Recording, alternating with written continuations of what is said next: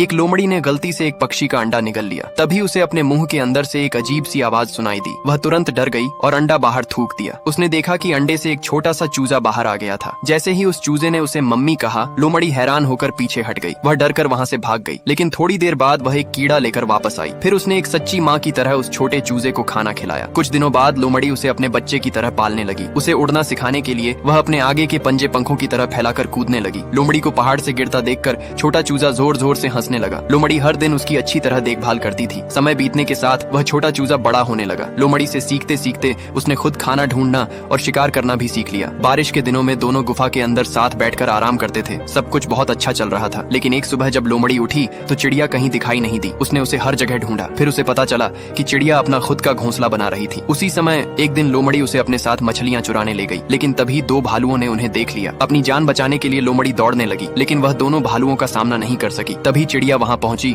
और लोमड़ी को बचाने की कोशिश करने लगी। आगे जाने का रास्ता बंद था, इसलिए दोनों वहीं रुक गए। जैसे ही भालू उनके बिल्कुल पास पहुंचने वाले थे, चिड़िया ने लोमड़ी को अपने पंजों से पकड़ लिया और उसे लेकर पहाड़ के ऊपर उड़ गई। लेकिन चिड़िया अभी इतनी ताकतवर नहीं हुई थी और लोमड़ी का वजन भी बहुत ज्यादा था। धीरे धीरे चिड़िया की ताकत खत्म होने लगी। अब दोनों नीचे गिरने लगे। लोमड़ी ने ऊपर देखा और समझ गई कि वह चिड़िया पर बोझ बन गई है, इसलिए उसने खुद ही अपनी पकड़ छोड़ दी और नीचे गिरने लगी। तभी अचानक एक बहुत बड़ा पक्षी उड़ता हुआ आया। उसने गिरती हुई लोमड़ी को हवा में ही पकड़ लिया और उसे सुरक्षित जमीन पर उतार दिया। वह कोई और नहीं बल्कि उस छोटी चिड़िया की असली माँ थी। फिर उसने एक मछली पकड़कर लोमड़ी को दी। इसके बाद उसने अपने बच्चे को अपने साथ लिया और अपने पूरे परिवार के साथ उड़ गई। इस कहानी को आप 10 में से कितने नंबर देंगे? Download ShareChat.